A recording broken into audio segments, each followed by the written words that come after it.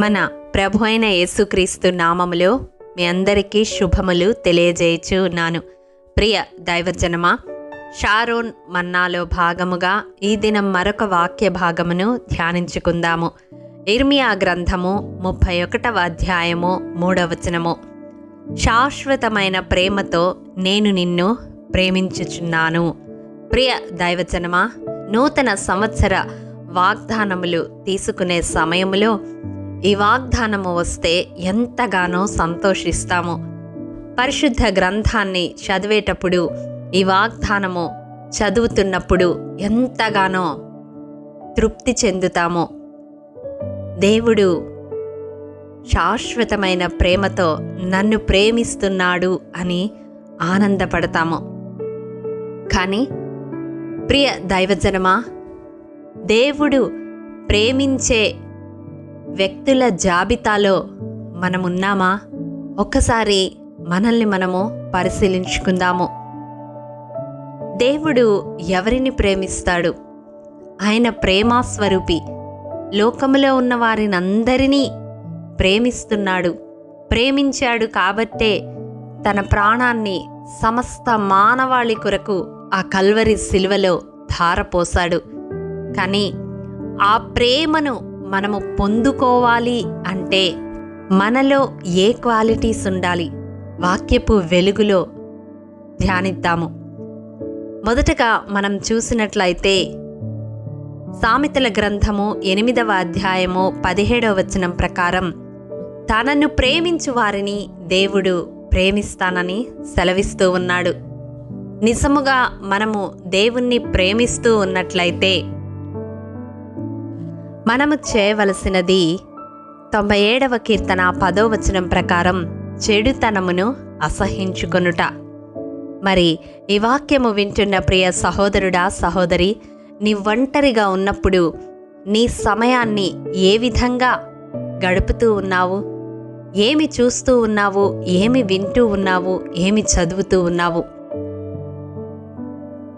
ఒక్కసారి ఆత్మ పరిశీలన చేసుకుంటే దేవుణ్ణి ప్రేమించే బిడ్డగా నీవున్నావో లేదో నీ మనస్సాక్షికే తెలుస్తుంది.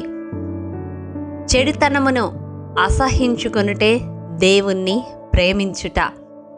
తన్ను ప్రేమించిన వారిని తాను కూడా ప్రేమిస్తానని దేవుడు సెలవిస్తూ ఉన్నాడు. రెండవదిగా చూసినట్లయితే సామెతల గ్రంథము 15వ అధ్యాయము 9వ వచనం ప్రకారం నీతిని అనుసరించు వారిని దేవుడు ప్రేమిస్తాడు.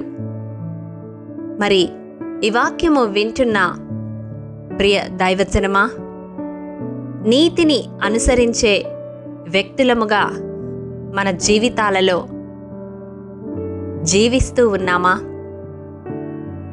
మనం పనిచేస్తున్న స్థలాలలో అటువంటి సాక్ష్యాన్ని పొందుకోగలుగుతూ ఉన్నామా? అన్యజనుల మధ్య నీతి కలిగి జీవించడానికి ప్రయాసపడుతూ ఉన్నామా? ఉంటే తప్పక దేవుడు మనలను ప్రేమిస్తాడు. మూడవదిగా యోహాను సువార్త 14వ అధ్యాయము 23వ వచనం ప్రకారం దేవుని మాట గైకొను వారిని దేవుడు ప్రేమిస్తాడు.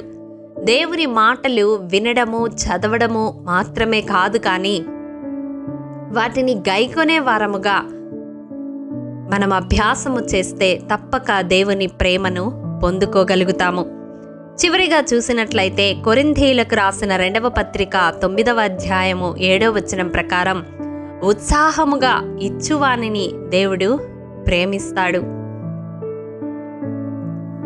ఈ వాక్యము వింటున్న ప్రియ దైవజనమా, శాశ్వతమైన ప్రేమతో దేవుడు మనలను ప్రేమించాలి అంటే మనము కూడా ఎఫెసీ పత్రిక 6వ అధ్యాయము 24వ వచనం ప్రకారం శాశ్వతమైన ప్రేమతో దేవుణ్ణి ప్రేమించబద్ధులమై ఉన్నాము. దేవుని నీతిని అనుసరిస్తూ, దేవుని మాట గైకొంటూ, దేవునికి ఉత్సాహముగా ఇచ్చేవారముగా మన ఆత్మీయ జీవితాలను మనము సరిచేసుకుంటే తప్పక దేవుని ప్రేమను పొందుకోగలుగుతాము. అతి కృప దేవాది దేవుడు మనందరికీ అనుగ్రహించునుగాక. ఆమేన్. మహాఘనుడా, మహోన్నతుడా, నీ పరిశుద్ధ పాదములకు వందనములు దేవా. విత్తబడిన వాక్యమును ప్రతి హృదయములో నూరంతలుగా ఫలింపచేయండి.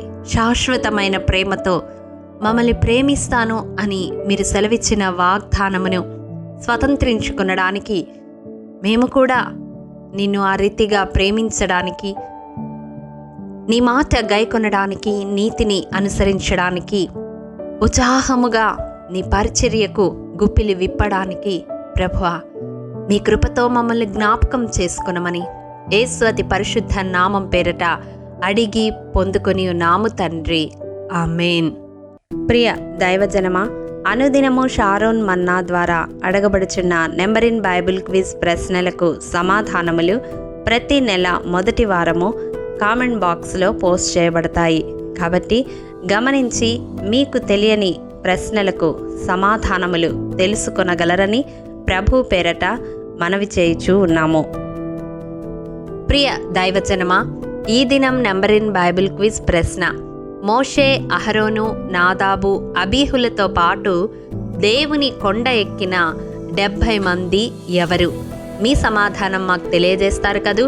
ప్రభు కృప మనందరికీ తోడైండును గాక, ఆమేన్. ప్రియ దైవజనమా, ఈ దినము జన్మదినము, వివాహ దినము జరుపుకుంటున్న వారికి షారోన్ గ్రూప్ తరపున హృదయపూర్వక శుభాకాంక్షలు తెలియజేయుచూ ఉన్నాము. దేవుడు శ్రేయస్కరమైన ఆశీర్వాదములతో ఈ సంవత్సరాది నుండి సంవత్సరాంతము వరకు మిమ్ములను నింపాలని ప్రార్థిస్తూ ఉన్నాము.